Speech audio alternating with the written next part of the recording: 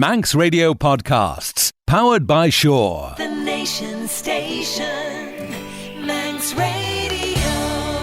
Hello and welcome to the latest look back at Talking Heads. On the programme this week, the corporatisation of the Villa and Gaiety, inconsiderate parking, and paying the BBC licence fee. Here's Stu Peters. Talking Heads, brought to you by Magic Carpets, with the only Carndine design showroom on the island. Should payday lenders be governed by stricter rules? Companies offering payday loans are being accused of irresponsible behaviour, which is trapping people with debts that they can't afford. Citizens Advice claims some companies are still failing to carry out basic checks to make sure that borrowers can repay the loans that they take out. Should there be stricter rules on who payday lenders can lend to? Should affordability checks be carried out before any money is handed over? That always used to be the case, didn't it? If you went to the bank for a loan, they'd make sure that you could repay it. Should the loans be scrapped altogether? Or, if used in the right way, are they a useful form of short-term financial assistance to many people? And we can go to the lines. We've got Andrew on, who's got a point of view on this. Hello, Andrew. Be a borrower nor a lender be. The wise words came from somebody. Yeah. And I think it really does apply. I think people borrow money for things they don't need. Laptops, cars, motorbikes, large screen TVs. Things that they can get quite cheaply, from recycling places or hospice shops. And I think that gets people into trouble. I rang a lender once, just out of interest. They were charging 1,050% interest or something. And she was from America, she was on British airspace, trying to lend from America. Wow. So, and I told her, you're extortionate, and you shouldn't be intruding into British Isles territory, Yes. Yeah. I gave her, a talking to. Fairly short shrift. Good. Okay. Yeah, and so, people, if they can't afford your car, can't afford it, you can get these things, second-hand, or from people who no longer a pram, for instance. You can get second-hand prams easily, should you need one. Well, we're living increasingly in a consumer society, aren't we, where... Yes, the television is bombarding us, get this, get that, you'll be left without it, And actually, it's quite hard. Money can make you as miserable as what lack of money can. Yes. I believe that, money can bring its own problems.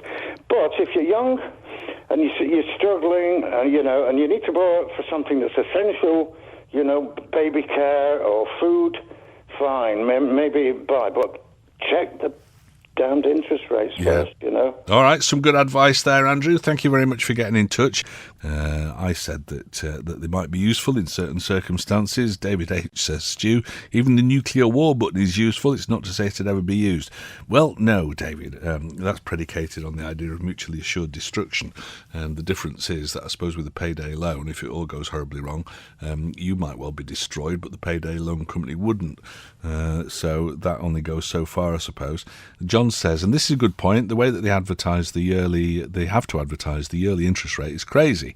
It's not relevant to a week or a 2-week loan. It's like you having to quote the price for a year's supply of daily coffee when the customer only wants it for 10 days.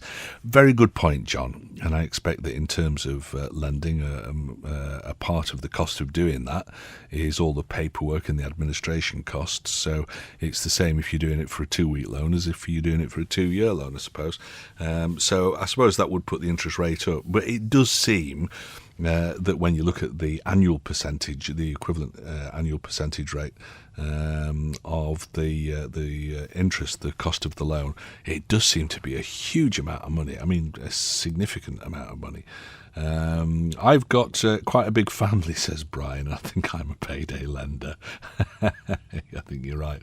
When they're short, they all come round to me, to what they call the Bank of Brian. Most of the time, I don't get it back either. Well, that's it, you see. What you need to do is to send out the heavy mob. Make sure that you get it back with interest. Rod's been in touch. He says, payday loans. If I was skint 2 days before my lecky was getting cut off due to non-payment, then I would have no problem at all using a payday loan company. It'd be cheaper than getting cut off, paying the debt and then being reconnected. Yep, you're absolutely right. And for emergency situations like that, I think that they're probably all right. Stu, with building society interest rates so low, would it be possible to invest in the new Manx Credit Union, says David H. I expect so, yeah. You need to have a look at their website and that'll tell you how that all works, David. I'm not an expert at it, but but that seems to be an alternative that's welcomed by an awful lot of people. Okay, let's go to the lines, probably our last call now on payday loans, and this is Stephen. Hello, Stephen. Well, I'm in my 80s now, and I've never owned, I've never had a debt in my, apart from a mortgage, I've never had a debt. I've never bought anything on HP. I've never let the credit card go over its limits. I've always paid it on time. Yeah. It's the way I was brought up. I don't think the young people today have got the same attitude at all. But what I would like to mention was when we were buying a house, late 50s, the Manx government had what they call the Usury Act, which limited interest. It was about 4% at the time. Nobody charged interest of more than 4% per annum. And it had two effects. One, there were never any pawnbrokers in the island, and the other effect was there were no building societies, which made getting a mortgage rather difficult. It usually went through the lawyer who was doing your paperwork, Yes. and he sourced your mortgage privately. Right, okay. That's by the way. I think the schools should teach children, which is the cheapest way to get a loan. Yes, yeah, how to look after your personal finances. That's right, yeah. I think they're in this must-have-it today attitude. Yeah, well, that's the way that the world is going these days. Of course, advertising doesn't help, does it? Because it makes children think that they've got to have the very latest iPhone or whatever it might be, and they mither the parents for it, and the parents reluctantly have to sort of find the money to do these things. I mean, you could always say no, but then your kid is the one kid in class who doesn't have the latest tech, so you can understand the pressure, can't you? Yeah, and the other thing is, I think perhaps if your car breaks down and you desperately need it, then you do need a source of income to pay for that. Yeah. Fair enough. But I'm hoping this credit union will sort these problems out. It'll work both ways. People who put money in will get a bit more interest than they're getting in the banks. Yeah.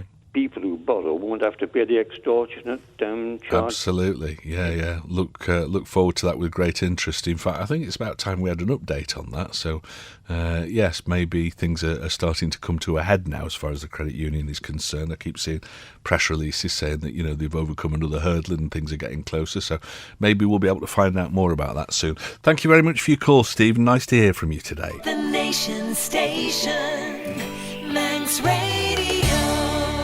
Should the Villa Marina and Gaiety Theatre be placed in the hands of a private operator? An artist promoter who backed out of tendering for the corporatisation of the Villa Gaiety because it says it's simply not a viable solution. Tiny Cow Isle of Man Limited Chief Executive Leo Hanlon insists what's needed is a better understanding of finance and a smarter approach to event management.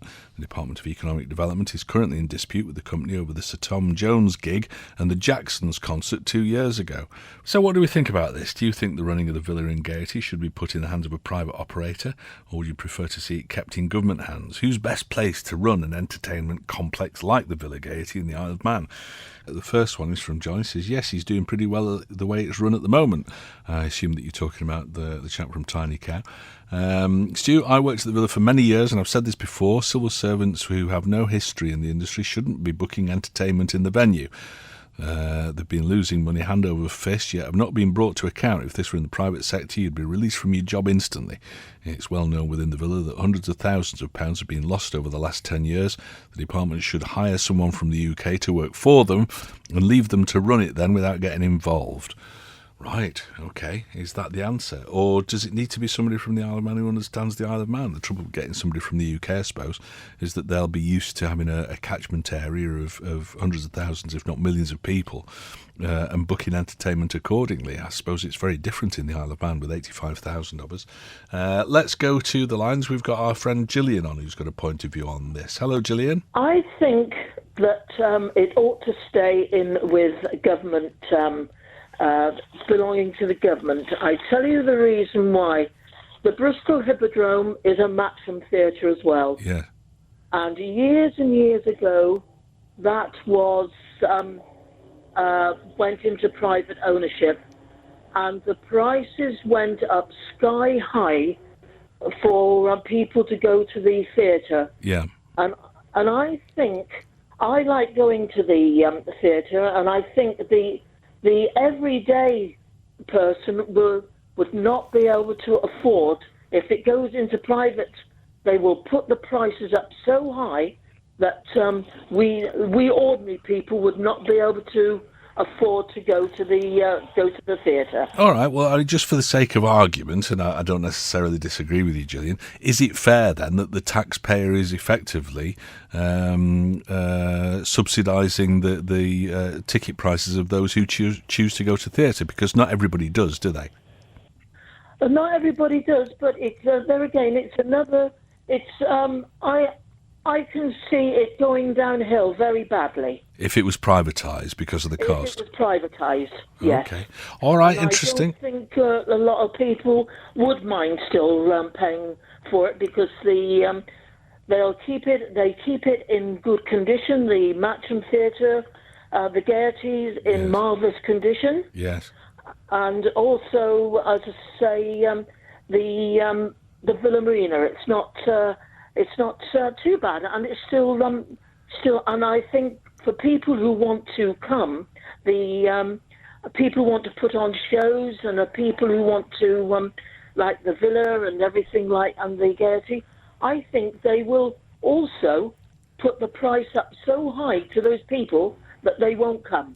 But, and again, isn't the flip side of that most of these big shows that are being put on are actually losing money, and they're only successful because effectively the government or the taxpayer is subsidising them?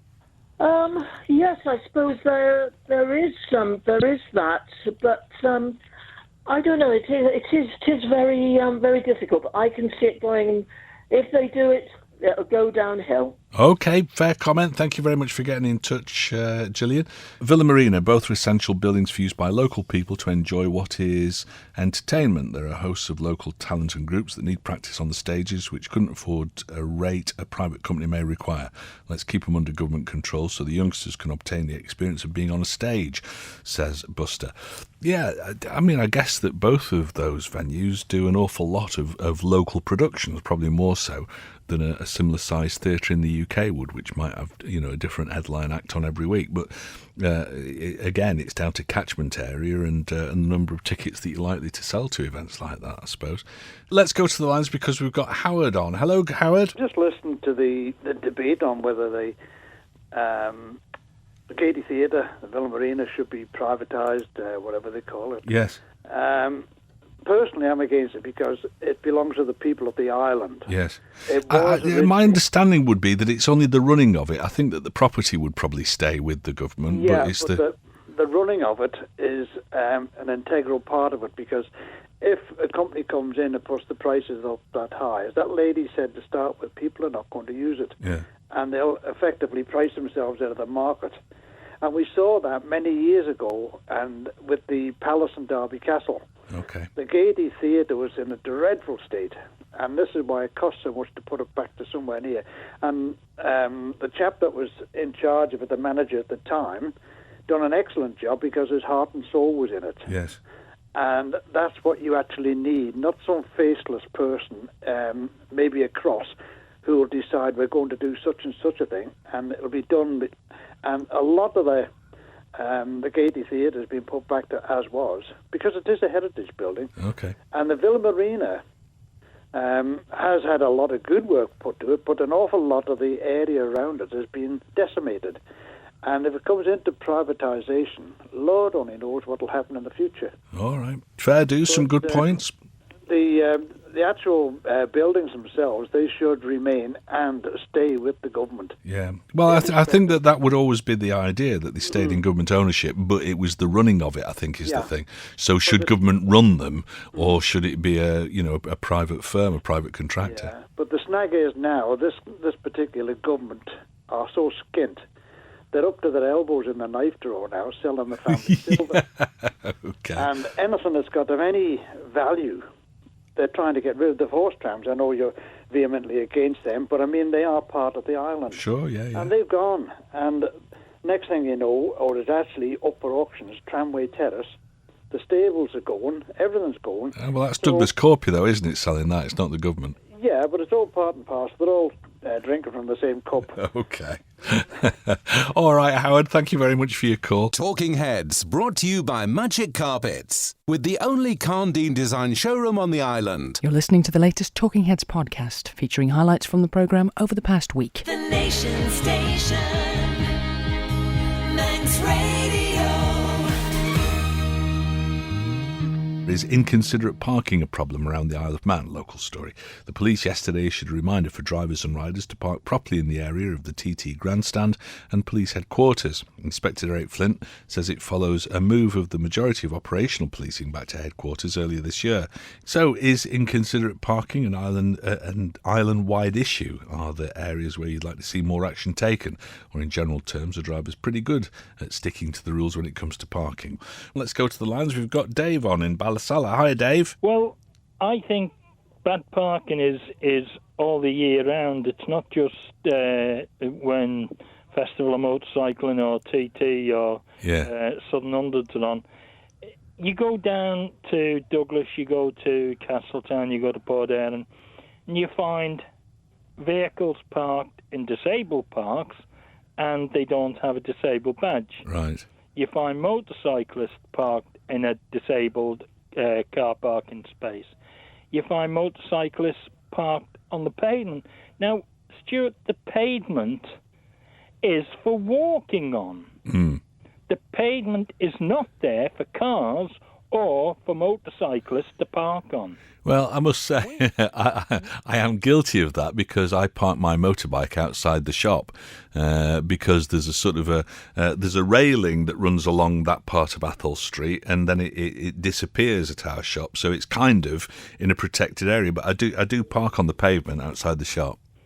I think that anybody who parks on the pavement should have a £1,000 fine, and second, they have the car taken away, and then they've got to pay to get it back. Yeah, is it? Do you think it's because in a lot of areas around the island, people don't enforce parking legislation? I mean, certainly in Douglas, there are wardens out all the time, and exactly. People are very careful, I think, about parking in Douglas, but maybe around the rest of the island. There are in Port Erin. Yeah. But I think that people are just basically lazy, and they don't think of other people who may not be able to walk that far and get round as easy as they can. Okay. All righty. Thanks for your call, Dave. And if anybody else would like to add to that, I feel guilty now admitting that I park on the pavement. But, I mean, it's not a part of pavement that, how can I explain it? Like I say, there is a railing along the property next to us, and so I park my motorbike in the bit that would be taken by the railing if it went outside our property as well. So I'm certainly not blocking the pavement, but... I've been hoisted by my own petard there, I suppose. Elaine just called me on a very bad line from Colby, I think. She said that bad parking affects her. She's sometimes got to walk in the road to get past the people that are parked on the pavement or whatever. But sadly, I couldn't hear much of what she was saying because the line kept breaking. It seems to be happening more and more these days. I don't know if it's because we've gone digital.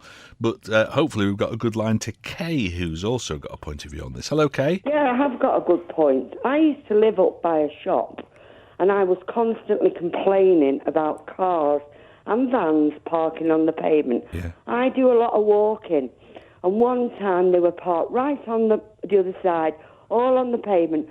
I had to walk on the road. Right. Now, I phoned the police station, and the policeman said to me, and may I never move from this spot, he said to me, well, they're only in the shop for 2 minutes. It only takes me a minute to get killed, doesn't it? Yeah. Which I think is absolutely stupid. Yeah. Well, if you've got to go on the road to get around parked cars, then that's clearly a major problem, isn't it?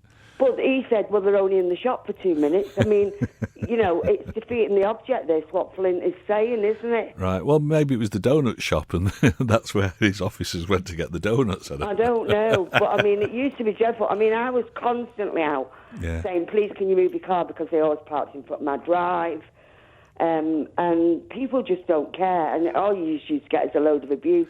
Well, I'll tell you what offends me more than bad parking is people who do these hit and runs. One of the guys here at Manx Radio yesterday said to me, "Oh, I see you've had a bump in your car." I said, "No, I haven't." He said, "Yeah, the front wing's all bashed in." And I thought he was winding me up. When I went and looked, it was. So, I mean, because I don't look at the passenger side of my car very often, this could have happened any time over the last few days. But at some point, somebody, assumedly in a car park somewhere, has reversed into the side of my car and stoved all the wing in at the side. You know, it's going to cost a fortune to put it right. Now, People don't care. Well, they've just driven off. If I, you know, we all have accidents, we all make mistakes. If I was to do that to somebody's property, then I'd leave a note and I'd want to put it right.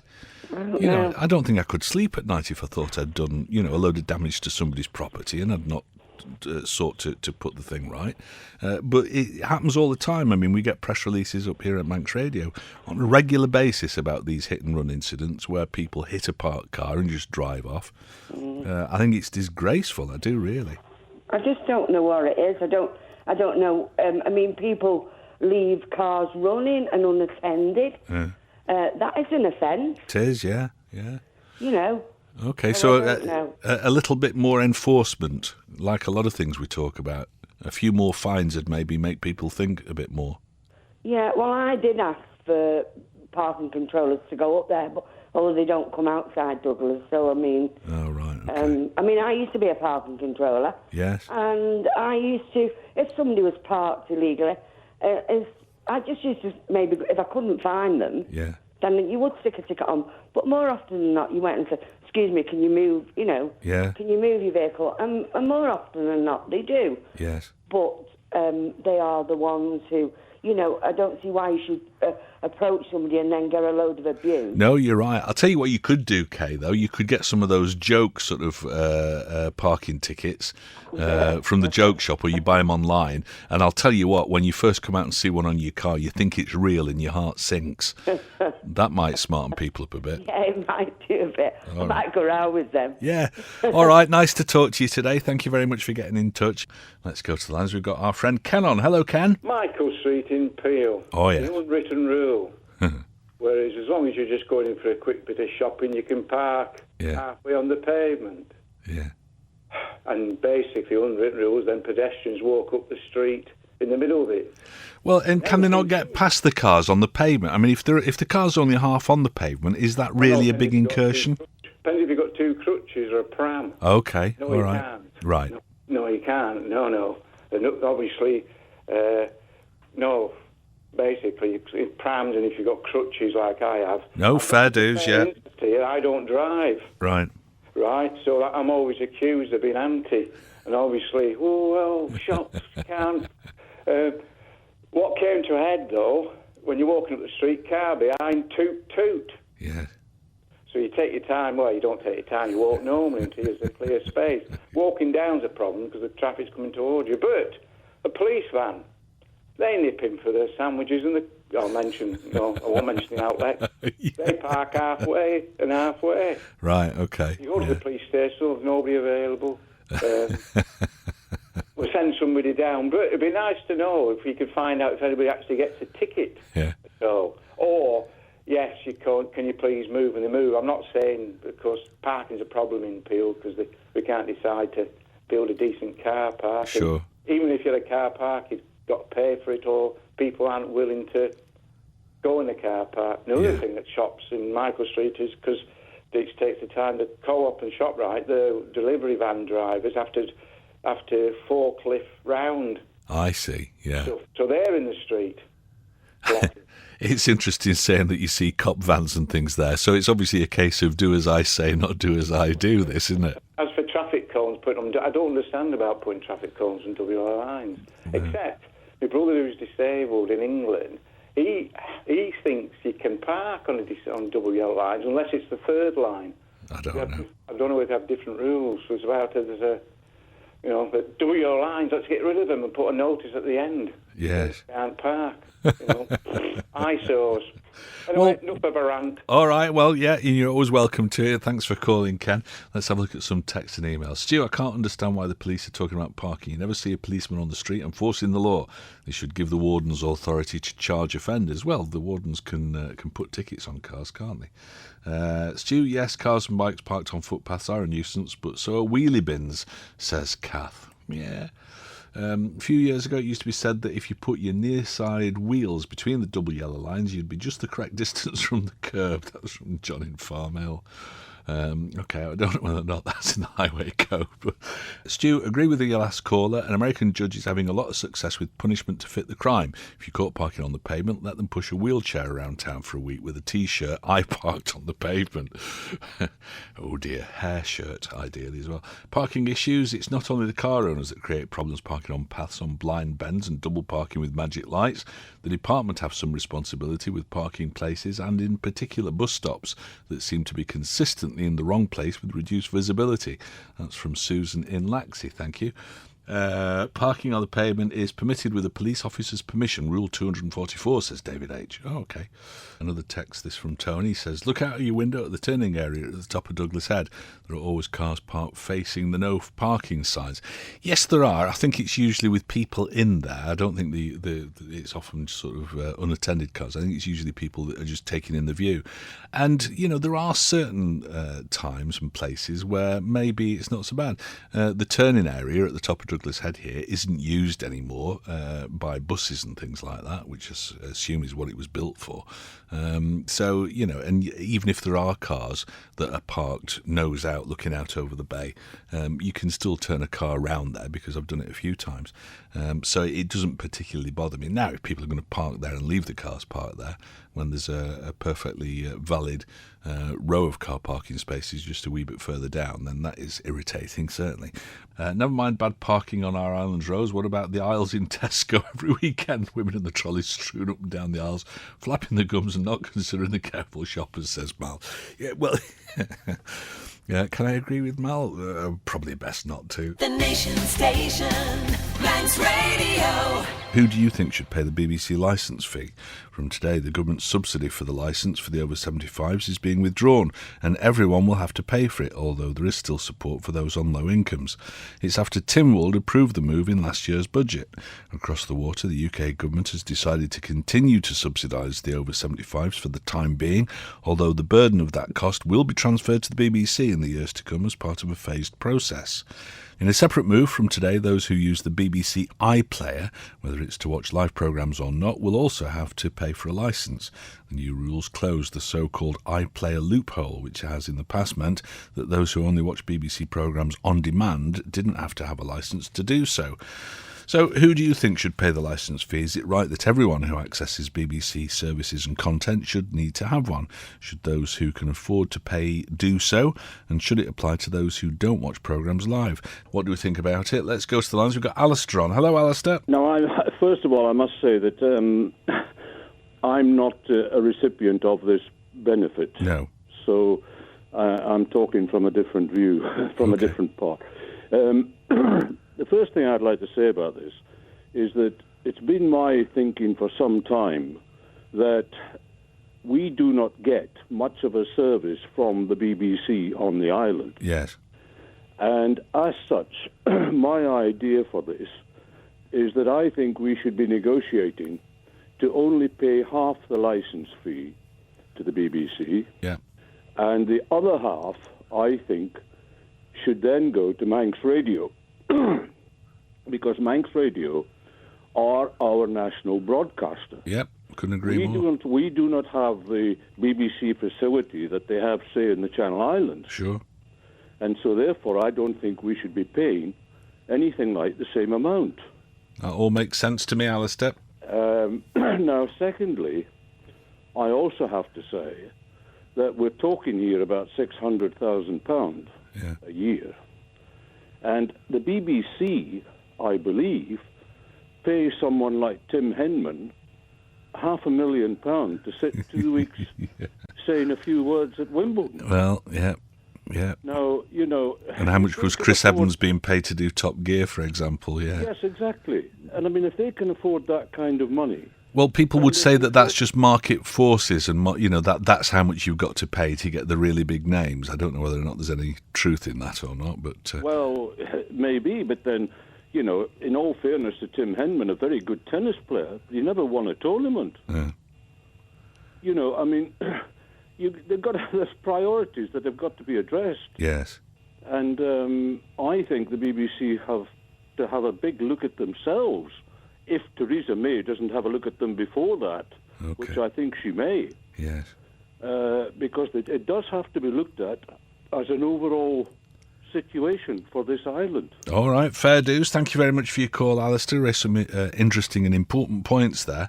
And, definitely worth discussion. Although our politicians have been in discussion with the BBC many times over the years that I can think about, various times to try and sort things out, and nothing ever seems to change very much.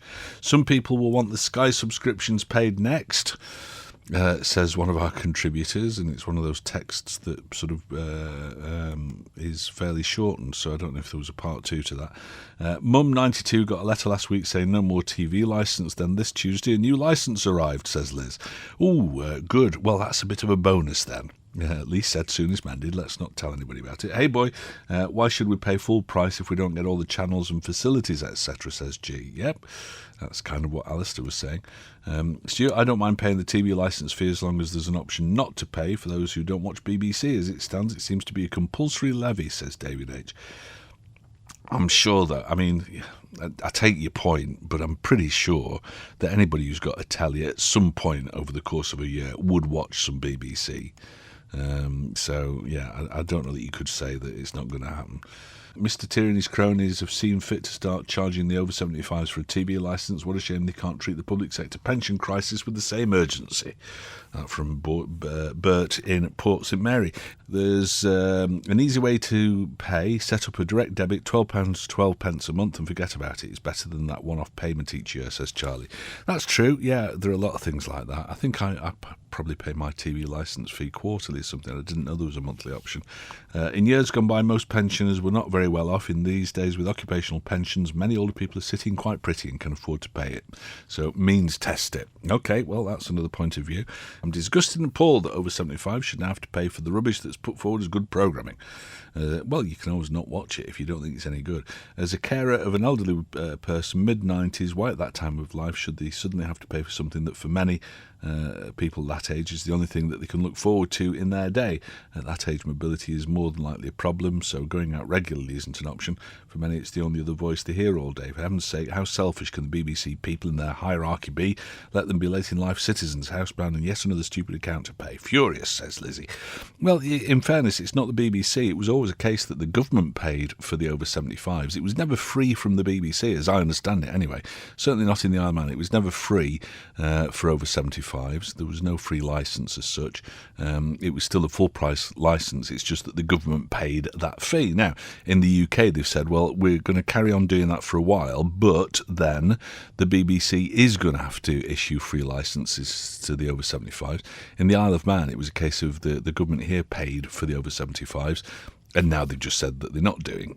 But, I mean, quite why pensioners in the Isle of Man should be treated any differently long-term than pensioners in the UK, on the basis that we get a poorer service for our licence fee here anyway, is completely beyond me. And why government haven't made sure that that is going to happen, that pensioners in the Isle of Man don't have to pay. I don't know. Maybe it's just one of those things that is going to be a long negotiation. The cost of a licence isn't bad for a year's entertainment. How much does it cost in cigarettes, ale or other entertainment for a year? Sky's extortionate, says Alan. Well, yeah, but, we've all got the option to not have it if we don't like it. Stu, preferably don't pay the TV licence at all. Majority of programmes are repeats. Licence fee money constantly being misspent by the hierarchy also. The idea of having a TV is to watch a programme, so why do we need 3 or 4 so-called experts, all on extremely high wages, telling us about something that we've just watched, says Matt. TV licence, the government spent the money on the slough. The slough? Predictive text, is that the slock? No G and H in it, certainly. Not Mr. Tier's problem. He jumped ship after the Brexit result. That from Peter. Why can't we just have ITV, Channel 4, Channel 5, etc. and Sky and not have BBC channels at all, says Pete. I don't know, actually. I'm sure that technically you could do that, but whether or not you would want to, I don't know. I served national service, that was okay for the government, but not to get a TV licence. It's not nice, says Alex. Well, there are lots of things like that, aren't there? Stu, the usual tier confusion. The TV decision should be questioned in court. His decision is to not pay the BBC, but does he have the right to tell a UK corporation to charge individuals for a service that they give free to individuals over there? Well, that's a very good question, and it seems balmy that it's even a question that people in the Isle of Man, over 75 people in the Isle of Man, might have to pay for something that is provided free as a service in the UK. I mean, it's just crazy talk. I've got you right when you said the Isle of Man government paid for the over 75 licence, so is it the Isle of Man government who stopped paying? Yes, it is. It's nothing to do with the BBC as such.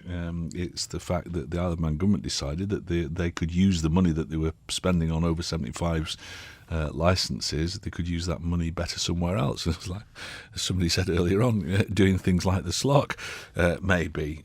Once again, a pensioner who's worked and saved for old age has to pay, but if you've saved nothing, probably being on benefits, you get it free. If it's a luxury, then benefits should not get it. If it's a necessity, everybody should get it. That from Brian in Douglas. Could you say that having a telly is a necessity for everybody?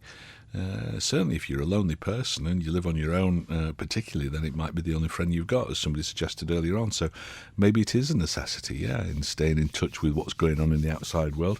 Joined on the lines now by Ken. Hello, Ken. I've been on about TV licences before, but Eddie T, I've not said much about him, against him, but I do wonder about what he's, basically enacted by the Isle of Man government, who can't negotiate with the UK. Well, Eddie T's job has been to balance the books, hasn't it? So anything that's got money involved in it, then he'd be involved in that.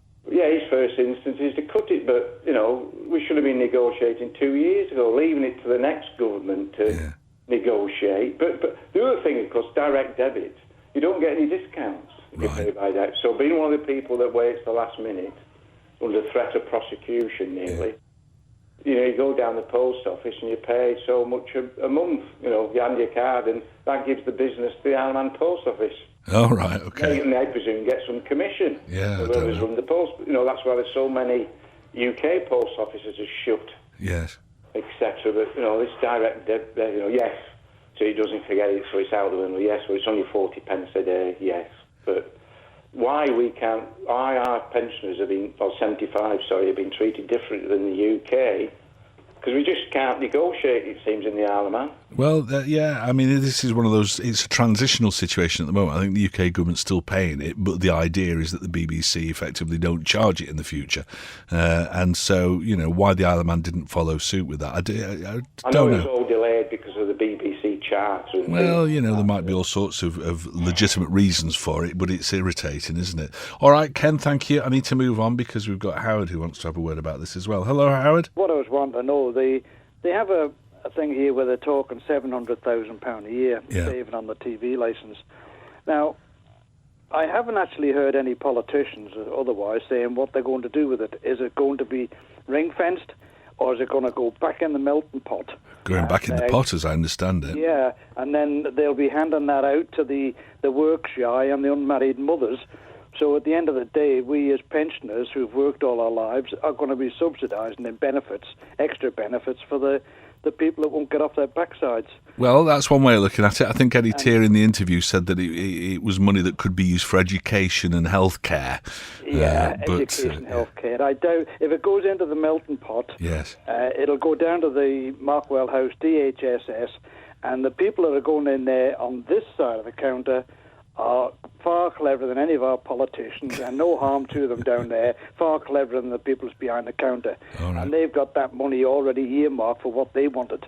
And if they're on benefits, a television's not a luxury, as you said. If they can't afford it, why should we subsidise them for a television and a licence?